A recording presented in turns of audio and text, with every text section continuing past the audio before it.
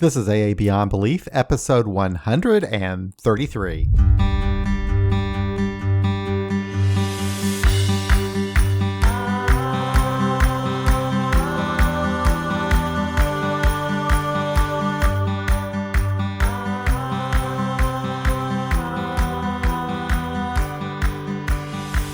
I recorded this conversation with Barbara G. a couple of weeks ago, and I think you're going to enjoy it. Barbara is from Maryland and has been sober since 1983. She says the God bit gave her trouble early on, but she learned how to interpret the steps in her own language in a way that made sense to her.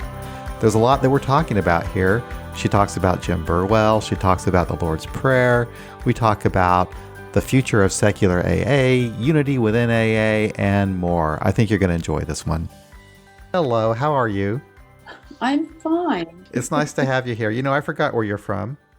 I'm from Maryland. Oh, how nice. So you're real close to where the convention's going to be, the International Conference of Secular AA, Yeah, that is not far. So we'll see. I have not been able to attend any of those others because of scheduling conflicts. I just haven't. Yeah. So we'll see what works out. Life happens. Oh, yeah, I know. I don't know. This year they're having the International Conference of Secular AA and also the AA International Conference. And people are wanting me to go to both of them, but I don't know if I can. You have a cat. This is Simone, and she wants to participate. She can. I have a cat, too. Now, I have two cats, and one of them is really mean, and she'll jump up on my desk sometimes, and she won't let me use my keyboard or mouse. She'll start. Well, she's jealous. I know. She wants when people call me, she talks on the phone. So that's just the way it is. And, but anyway, so we'll see how I don't know. It's way down the road. I'm really big on one day at a time. Really big on Who knows that what's going to happen? That you're right. Yeah. Okay. So we're here to talk about you. We're here to do a podcast about you. And why don't we start with you? If you can just go into your story and we'll take it from there. Yeah. I've been sober for 36 years. I came from an alcoholic family. There were two alcoholics in my family, one of whom was on Skid Row in New York. So we're talking low bottom there. He survived because my mother stopped him from drinking. So she was an unrecovered Al-Anon. She had control of his money, so he couldn't drink. So that was the family history. And my mother was very angry because she couldn't control the alcoholics in her life. So I didn't dare drink at home. I did not start drinking until college. And I was a socially awkward introvert away from home for the first time. And the way to fit in was to drink beer. I don't like beer. And but I figured out early on that once I got through the first beer, it didn't matter after that. I would just continue drinking. So I learned to chug the first beer so I could get to the drunk part faster.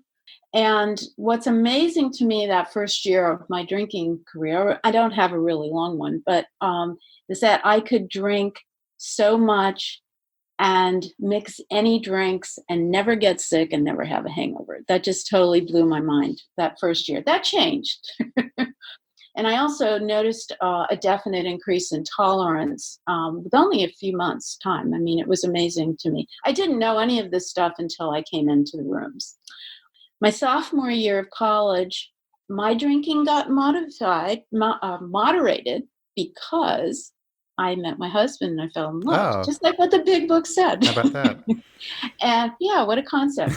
And we've been married almost 47 years. And thanks to recovery, we are still married. I don't know if my marriage would have survived had it not been for a long-term recovery. We got married my senior year, and he had to go to another location to graduate school. And so I was left by myself, and I got depressed. And so I started binging, and particularly on weekends, that was always a big problem. And I almost failed my final semester of college because of my drinking. One day the professor called me in, he says, "You're going to fail this class." And it's amazing to me about how powerful denial is.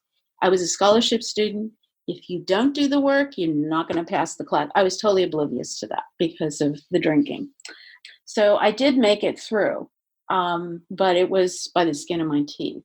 I have had a family. I have family history. There's mental illness along with that, and my mental illness is depression. My first depression was when I was 8 years old, and that's a major trigger for me for drinking. Here is my antidepressant, is alcohol. That doesn't work very well because it makes you more depressed, but I didn't know that either. So I started my marriage, and I at a certain point there was I became seriously suicidal. I was drinking, and all of my addiction started out with an eating disorder in childhood. And so I was doing both. And for me, alcohol and the eating disorder are linked. I can't do one without the other being a problem. I mean, I have to be in recovery in both.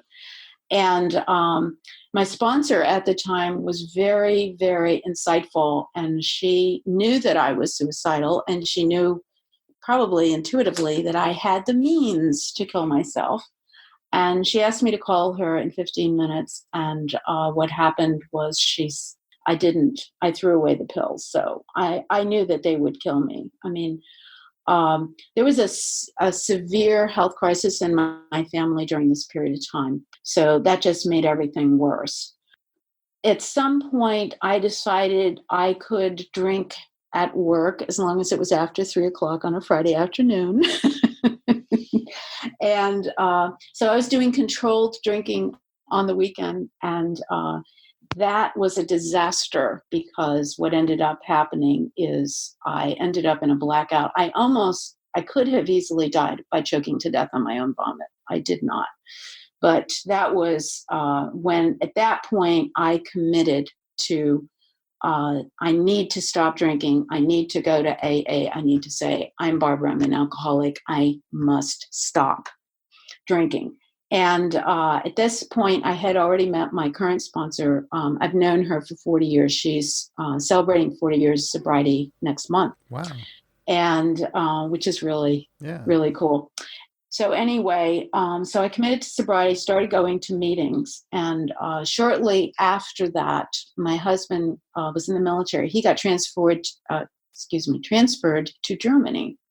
So here we have this big adjustment again. I had a big depression.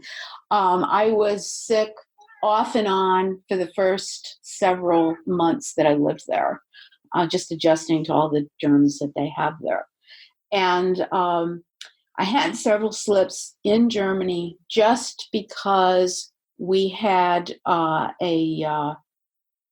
is a cultural difference. Like one time I went into a restaurant and I ordered tomato soup and it was laced with gin. I tell that story at AA meetings and people crack up. We don't expect that. Right. Just unexpected alcohol. Yeah. And so that was a lot of my problems. And of course, once I get started, it was a problem. And then I'd have to start over again on day one. So I had a number of white chips during that period. My last drunk was in Munich.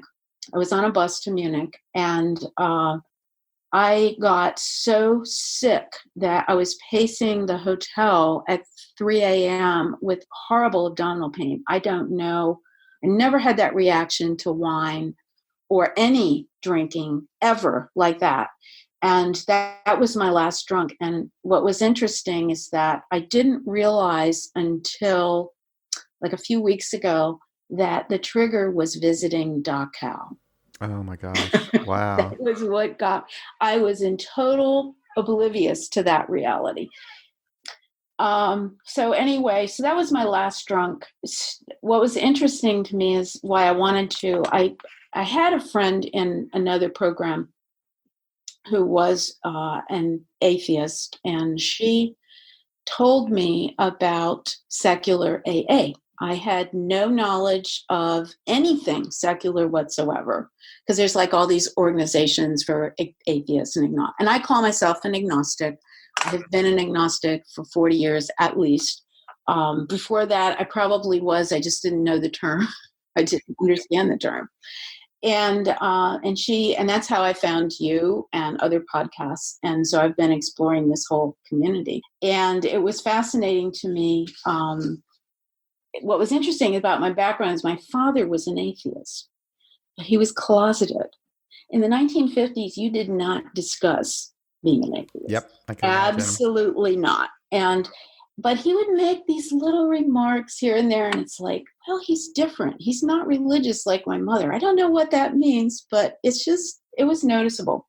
So I started exploring this whole thing, and I had not been going to many AA meetings because I find the AA meetings closing with the Lord's Prayer extremely annoying. I was wondering about that. So did you got sober with traditional AA meetings when you first started going to meetings? Yes, I did. There was nothing in 1982, 83. There was nothing. I was in a military community. We had a women's meeting. There were like 6 or 8 of us. I mean, like 90% of the AA members were guys, soldiers. And of course. And so I went to this women's meeting. And what was interesting to me is that there was this one old-timer woman, and she said, well, you didn't drink enough.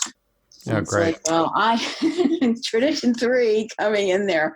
But I knew about tradition 3, so I wasn't going to. So I was going to traditional AA meetings and talking to my sponsor, who I've known all this time. And in later years, maybe after the first couple of years, I wasn't going to as many because I was just uncomfortable. So for a lot of years. And then, when I visited my sponsor, I would go to meetings with her and I'd be just fine. My sponsor lives in the Bible Belt, So were you able to identify that it was the God talk that was making you uncomfortable? God talk was always uncomfortable for me first time. I mean, that's why I didn't work the 12 steps, all of them, until 1983. I mean, I was going to meetings off and on, but I didn't work the 12 steps because it was just a big, huge barrier. And in that period of time, there was a book. Now, at that time, the alternative 12 steps had not yet been published. That was years in the future. I didn't find that book until the first edition was around. And there was a book called The 12 Steps for Everyone Who Really Wants Them. It was out of print for a while. You can get it now. You can buy vintage copies and you can get it. And the take home from that book was gender neutral steps. And that was that helped me to separate from the Christian language, very Christian oriented language in the big book. So and the big book says, don't let any prejudice you may have against spiritual terms prevent you from asking what they mean to you. And I said, okay, I'm going to reword this stuff. I mean, I didn't come up with elegant language. I mean, I just didn't. But I just started reframing it. Like in one part of the big book, it says, are you willing to believe in a power greater than myself? Well, I have a lower barrier. And my lower barrier was elsewhere in the big book where it says, I said to myself, I'm willing to grow along spiritual lines. Now, I have a very broad interpretation of the word spiritual. To me, spirituality is all those areas of life that are beyond the limits of science. So, for example, great music is a lot more than sound frequencies. Great art is a lot more than pigments on a canvas. We can analyze these things scientifically, but there is something more, and that something more is what I call spirituality. There is no need to believe in any divinity to accept that for me. So I've always been coming up with these little ways of dealing with it. The issue of the 12 steps.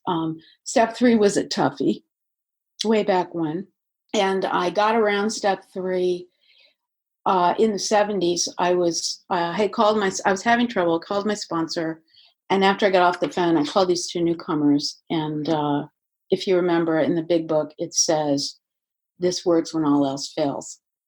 And just working and talking with these newcomers, I said, oh, okay. I don't know what this is, but I feel love for these people. And this, I can trust that. And so that's how I did step 3 way back when. So it's always been this figuring and whatever and separating. The separation from Christianity took me a very long time. I've been very close-mouthed about it. For me to come out on this is like huge. This is just huge. I mean, I was really hesitant to email you for months because of just coming out. But I believe that it's really important to people to hear that the 12 steps work perfectly fine if you don't believe in a divinity. Yeah, that's really amazing to me that back in 1983 that you found a book and that you already started looking at the steps in your own language and reinterpreting them, really, which is really pretty much what pretty much everybody has to do anyway if they're going to work the steps. I also like that line in the big book that, we should ask ourselves what spiritual terms mean to us. Not necessarily what they mean to Bill Wilson or Dr. Bob or the guys who wrote the big book, but what do they mean to us? That's pretty much how I kind of approached it too. I was a little bit different than you in that I think I was probably agnostic or atheist, didn't really think about it or know about it. But when I got into AA, I just kind of fell in line. So I tried to rationalize in my head what I was hearing, and then I would regurgitate what I was hearing, and so I just kind of learned the lingo and went along with it, And I guess that was okay, but I it wasn't until many years later, and it's really even now I'm realizing to what extent I found myself just conforming to what was being done in the meetings, and that's kind of what I did. I did in a way, but what I did was I stayed silent. Now, I reread Burwell's story in the big book recently. And I also read his story that was reprinted in Big Tent recently. In fact, when I said, I got to read this. And what it seemed to me what he did not say, I fell out of bed and I came to believe. He didn't say that. He just stopped arguing. That's what I got from his story. And it was silence. And so if I don't agree with something or I don't believe something, I don't talk about it. I just stay quiet about it. I look for the areas where I relate rather than get all hung up. And I've had my angry times. I mean, I don't think you can be agnostic or atheist in this society and not have your anger. I mean, I have it. Especially in AA. Yeah. I mean... But it's what's Did you notice it over time from the 1980s to now? Did you notice like it was becoming maybe more rigid and more religious, or do you think it's pretty much the same? I think I heard you talk about that recently, and it's probably true, and I think it's because AA goes along with an increased rigidity in society. I think because AA is part of society. And so it doesn't surprise me at all. And yes, and I've been pushing back against a number of people who they want me to fit into their box and I just won't do it. And I call that the square peg trying to fit into a round hole. And I've been a square peg. And I would shave off the corners a little bit. And I think that's what Burwell did. I think he shaved off the corners so he could kind of fit in, but I get nothing from what I read in those two stories. I don't know, there might be more information about him that he ever came to believe. That would be an interesting question. I don't, like the story, our Southern friend, and he was the guy who fell out of bed. Who are you to believe there is no God? I think that was the story.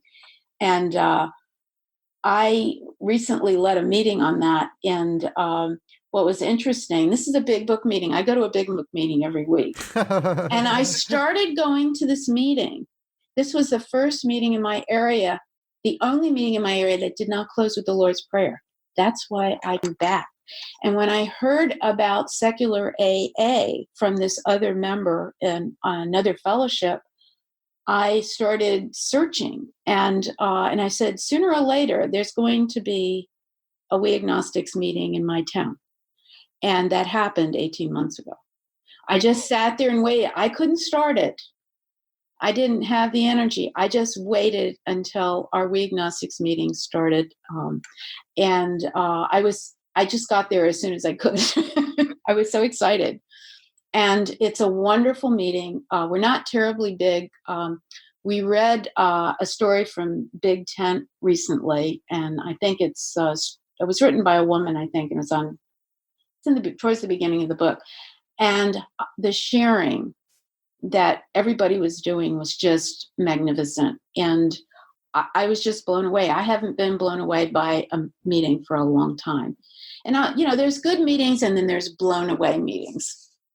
And this was a blown away meeting because these new people come in and they want to get sober, but the God stuff is a huge barrier for them. And to have that meeting available, I'm just so excited that we have it now because we didn't have it for a long time. Yeah, it truly is interesting for me to see those new people who are coming into these secular meetings who have not had the experience with the traditional type of meeting, So for them, and we have a lot of them in our group, they don't know in AA where you close with the Lord's Prayer. They don't know in AA where people talk about higher power all the time. I just wonder, what would it be like for these people if they went and visited with these other meetings? I think that they know.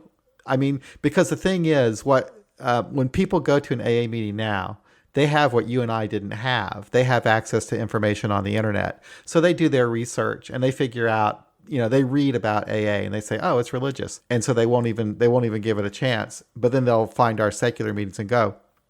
When I was getting sober in 88 and you were getting sober in 83, we didn't have that. And I don't know if you knew, but when I went to AA for the first time, I had no idea that there was any God influence or any religious stuff involved with it. And I was kind of surprised when I saw God written all over the steps. I kind of knew from the beginning because my first sponsor was a very religious woman.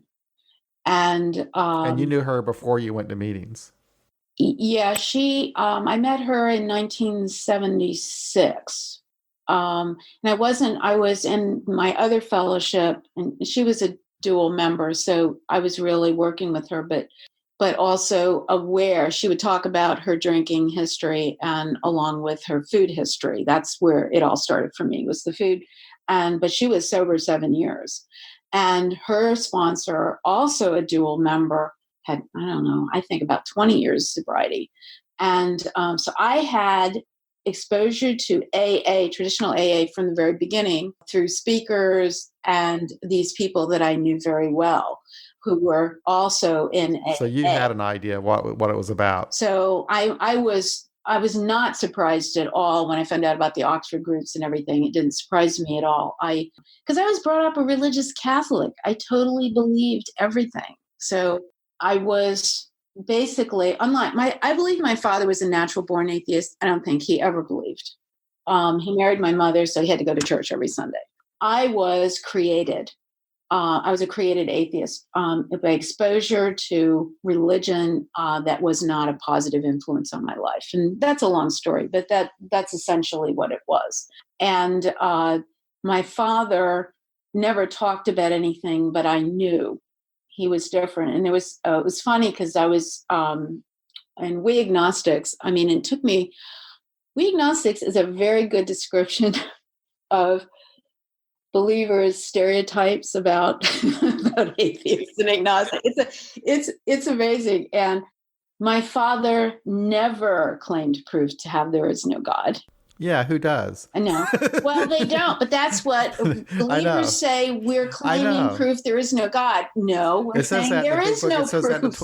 It says that in the 12 and 12 too. That drives me crazy. It says they incorrectly define an atheist. They say the atheist is one who knows there's no God. No, he doesn't say that. No. Anyway, I'm sorry for interrupting you. That's fine. But and the other thing is the We Agnostic says atheists engage in windy arguments. There's only one atheist that I know that maybe even came close to that. Right. I mean, we're talking about public people versus just ordinary people, which is what I know, my father, my grandfather, and, people in my personal life. I mean, it's just, but that, think about 1939, there wasn't much acknowledgement of anything outside of Protestant Christianity. I mean, let's face it. I mean, they knew there were Jewish people, and maybe, I mean, it was just amazing to me how insular AA was in the beginning. They just had no, and Burwell comes in, he says, I can't handle this stuff. I mean, he just, I was amazed by that. And I had, one of the things that I was going to say, I wanted to tell a story. When I worked all 12 steps for the first time, I was talking to somebody, and this woman said, who are you to talk about the big book when you don't believe in God? Oh, this was 1983, okay? And I was stunned into silence. So once I recovered, I called another member, and she said, well, big book lady, I'll call her that, I don't even remember her name. Big book lady is good friends with your sponsor. And I went, uh-oh, this is not good. So I had to part ways with my sponsor. And to my sponsor's credit, she called me up and to make amends. And she said she was angry when I got into recovery and I didn't come to believe. That infuriated her. Now, she was pretty overt. I mean, she was assigning me this book, and it was a Christian book that had the 12 steps and Christian stuff, the Bible stuff and everything. And what I was doing was reading this book and skipping over the Bible stuff. I mean, and just politely ignoring her. And she didn't say anything to me until this whole incident with this other person, her friend, came up.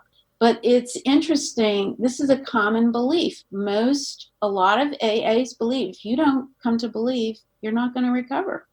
I mean, and it can be very condescending. It's like, oh, honey, you'll get it. If you're really serious, you'll get it.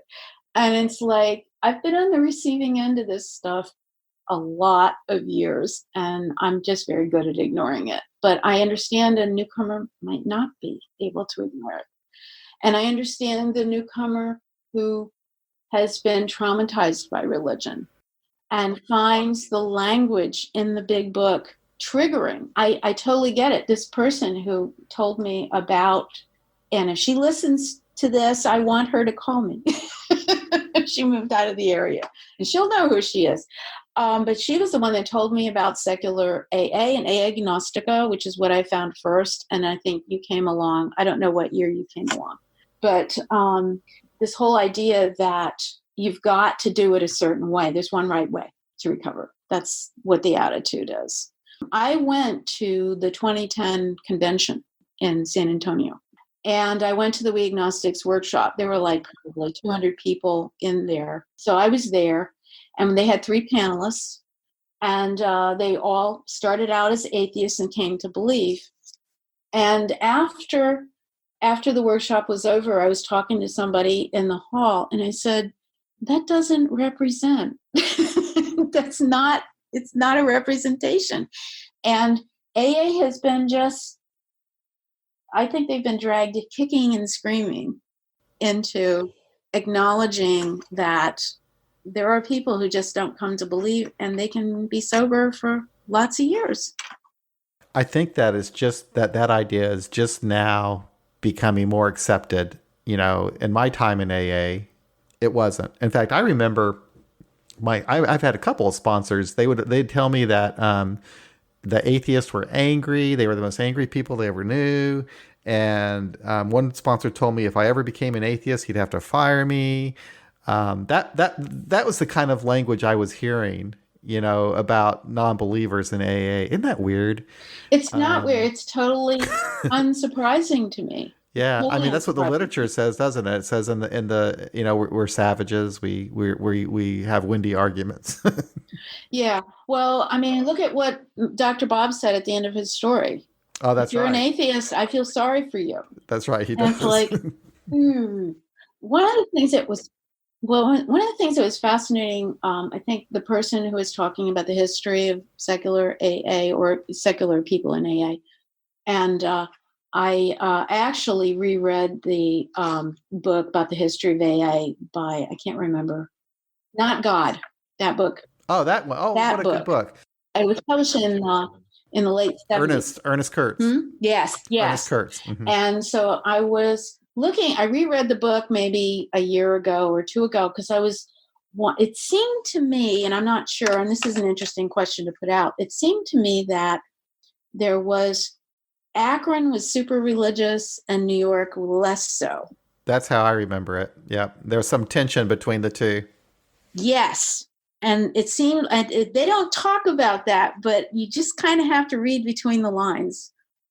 Because, Bill Wilson read that they mentioned in the big book about religious psychology. Oh, William James Variety of Religious Experiences. Mm-hmm. And he read that, and it was fascinating to me. It was talking about, I think Tradition One comes out of that book, because regardless of what religious belief you have, there are commonalities. And Tradition One, you don't have to agree. You just have to look what we have in common. And we're all on the same ship going down on the same lifeboat, and focus on that. And that's what I've had to do all these years. Focus on how I'm alike rather than worrying about how I'm different. Except for 5 years, I lived in metropolitan areas for 5 years only in my adult life. And I've always been in small towns like I am now. Secular meetings, and I'm thinking Rational Recovery's been around since the 90s. I don't know. But I've never had anything like that available to me. There was a meeting locally, but I think it's gone or it's on hiatus, that last I heard, just a couple of weeks ago. So I don't know what the story is on that meeting, Secular Recovery or whatever. I just don't know what it is. But for those of us who live in small towns, there's not going to be. AA is it. And what has happened to me is that I've always been able to find a meeting that was less dogmatic. And I've always been able to find people who were more accepting and tolerant so that I could get what I needed. AA, 12-step programs in general, got me out of religion. I think I would have remained a religious person if it were not for that. It got me out, extricated me. Isn't that interesting? And I'm not the only one who said that. I've heard other people say the same thing. And so there's this. Why did it? Why? How does AA take you out of religion? Because it gave me the support I needed to get in recovery, and it gave me the opportunity to explore what spirituality meant to me. AA never told me I had to believe. Right. That's interesting, because you came from a Catholic background where it was very, very much, the dogma, I guess, of the Catholic Church is what you followed and believed. Yes. And nobody ever said, you got to believe this book in a certain way. Not really. My sponsor never said that.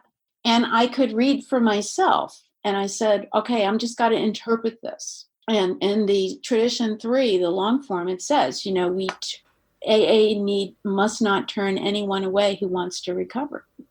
Regardless, no exceptions, no conformity required, no money or conformity. I think that's the language that was in there. That has protected me from those who disapproved of me. And I've had them, and I told you about Big Book Lady. It's like, that was usually it was dirty looks, or bad vibes. That was it. And I just stay away from those people. And I look towards the people who are supportive. And but I did want to, before we got off this, and I don't know how long we've been talking, but I wanted to express my opinion, and you can delete this if you wish. Oh, no. I would be extremely disappointed if secular AA left AA. Mm-hmm. I think I would be too. Believers, there are some believers who want us out. That's why Toronto happened. That's right. There's some believers that want us out, and there's some of us that want to get out too, I'm afraid. Well, there are. I do understand that. And I understand the people who have been, like I said, been traumatized. And I get that. I understand that. But I don't think that's going to benefit the common welfare. I agree. For this to get us out, because again, those of us who live in small towns, AA is it. There isn't going to be a secular meeting for us. It's just not going to be there. So we're going to, if you live in New York or Los Angeles, there's lots of meetings, and it can look like, oh, well, we'll be fine. It's fine here if we get out on our own. And I just don't see that being helpful. And that's a good point there. Hmm? Do you, that's a good point about how in the larger cities that, yeah, sure, they have plenty of meetings. So for them, it's one thing, but it's different if you live in a small town in a rural area. Do you happen to know John H. from the DC group? I don't know him. I just heard him speak. So I don't know him. Because I had him on a podcast, and he wants this. It just doesn't make sense to me, but he wants secular AA to be separate from AA. And the thing about that is it doesn't make sense, because there's no way you can get all these different AA groups to decide that they want to leave AA. I mean, the only way that a person could leave AA is just to stop going to AA meetings. So, I mean, if we have these secularly formatted AA meetings out there, they're already in AA, have been in AA for a long time, many of them. So I don't understand how they can just decide. There's no way that all these 500 different groups are going to say, oh, we're no longer AA. I just don't understand how that can happen. Well, I mean, it can happen with resentments. Anything can happen, but I guess. I mean, we could somehow all come together. I don't know how it could happen. I mean, AA World Service isn't bothering us. No, they aren't. They actually support us. We're supported really by the general service structure. It's only the few rednecks that we might meet in a meeting every once in a while that don't like us. And I think it's a great, one of our regular attendees at my We Agnostics meeting is a Christian. He likes our meeting. And there was this other person I know from other meetings, and she came. And I think it's great for believers to come to a secular AA meeting and see we don't have three heads. And I find it interesting, the religious people who like a secularly formatted meeting, because we have some that come to our group too. And it's that they're religious, they go to church, but they like to keep that separate from their recovery. They want to keep the religious part separate from their recovery. It's an outside issue. I think it's what? Yeah, it is. And it makes sense. I mean, if you're going to go to a therapist or a doctor, you don't want to talk about religion, do you? You might want to talk to your preacher about it. Right, exactly. So I know with you. No, I don't think that. I think it's good for us to stay firmly within AA. In fact, I think we should be really actively involved with general service, because we're making an impact on AA as a whole. The more of our groups that there are, the more accepting AA will be of newcomers. The more likely the rest of the AA members will understand that the overzealousness of religion and meetings keeps people away. It kept me out for years. I mean, just the Lord's Prayer turned me off. It's like, don't you guys get it? If you're Jewish, this is a Christian. It's a direct quote from one holy book. It's not like the 11th St. Francis prayer. I mean, that was St. Francis. I mean, he was a Christian, but that doesn't come out of the Christian Bible. The Lord's Prayer does. And that's the argument that, they can. And I'm still amazed that it stopped being appropriate 80 years ago. I know. I mean, it's totally but weird. It's magic. Only an A. See, one time I was in the 70s, I had the audacity to suggest that if we're having meetings in a Jewish neighborhood, that maybe the Lord's Prayer might not be welcome. And boy, you would have, they wanted to run me out of town on a rail. I mean, the anger coming at me, because so I said, okay, group conscience, I'm not going to be able to argue. I think that it's healthy for addicts of whatever kind to learn to live with the discomfort of differences. Instead of we're right and the rest of the world is wrong, this black and white thinking, got to have rigid rules, got to control, all of this stuff. And it is uncomfortable. I have two sponsees that are Christians. They are evangelical Christians. And it is not comfortable. Why they want me to sponsor them, I don't know. But anyway, that's not my, But I stay with them because I want to be able to interact with these people without going into starting an argument or a debate. I want that skill. And there's an outside thing called street epistemology. If you don't know about it, explore it. It's wonderful. So just look at that. It's totally outside. That's a good point. I think about that sometimes because I don't really interact with religious people or even traditional AA people very often because we do have so many secular meetings here. But I think about it sometimes that, it's probably not really that healthy for me as a person and for AA as a whole that we all stay in our own individual silos. And it seems like now that's just the way our society has become now, that we watch the news station that's airing the news from our point of view. We join the Facebook groups where everybody is in accordance to our point of view. You know what I'm saying? It's like we have our own little silos where we only know people who believe and think like we do. And that probably isn't healthy for society as a whole if we're not talking to people that think differently. So that's a good point. Yeah, I it's very uncomfortable.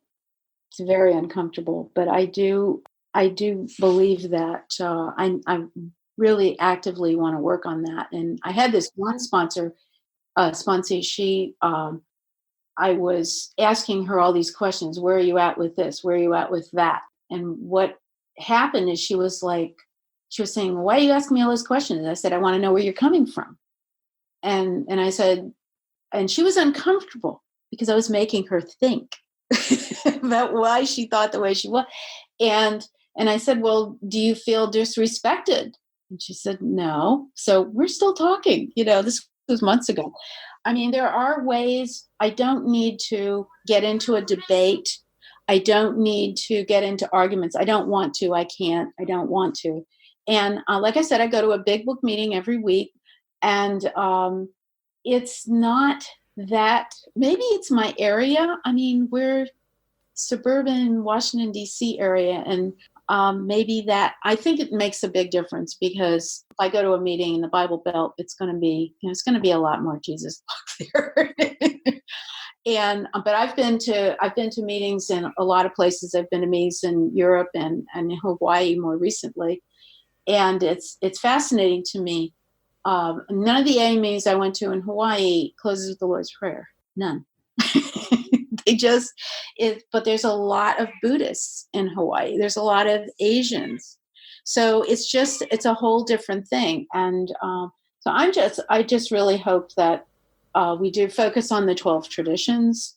And because if secular AA separates and doesn't pay attention to the 12 traditions, they are not going to be happy. Yeah, I agree. I totally agree. And I think that we're here to stay too, by the way. I've really enjoyed this conversation. Thank you so much for agreeing to do this. It was nice to talk with you. Yeah, it's nice to see you. And I hope I get to meet you in person in the not too distant future. Yeah, we'll see. You never know. I travel, yeah. And you just never know. Yeah. Maybe next year. If you're ever in Kansas City, absolutely. And I have a friend who lives there. And oh, do you really? Yeah, she's in regular AA. Yes, absolutely. Oh, cool. So I don't know. She lives like outside. She's not right in Kansas City, but she lives like outside, but she's in that area. So just never know, And unless something strange happens, I will be in Washington, D.C. in 2020 for that convention. I'm on the board of directors, so I think I have to be there. Yeah. But I don't know. They can't really force me. Anyway. And that's in the fall of 2020, isn't it? It's like October. Right. I think it's like in October. It's in November, maybe. October and November. I mean, I don't know of anything right now, but maybe it's October. I think it's October because it's going to be before the elections, which will be nice. And I do have one more thing that I heard many, many years ago, that reality is a power greater than ourselves. That's for sure. That's for sure. And I don't care. And what believers, they may believe in a divinity, but they don't. I have to do the same amount of work that they do. I have to It's not what I believe, it's what I do. It's the practice. And because I work the program, I stay in recovery for all these years.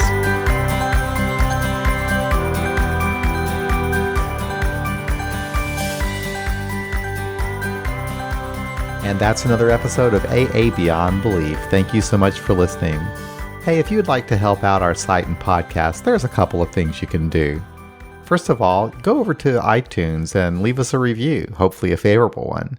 You can also help out financially with either a recurring or one-time contribution. You can do this by setting up small recurring donations at our Patreon page, which you can find at patreon.com/AABeyondBelief, or through PayPal at paypal.me/AABeyondBelief. And you can always visit our site, aabeyondbelief.org, and click on the donate button. Thanks again for listening. We'll be back again real soon with another episode of AA Beyond Belief, the podcast.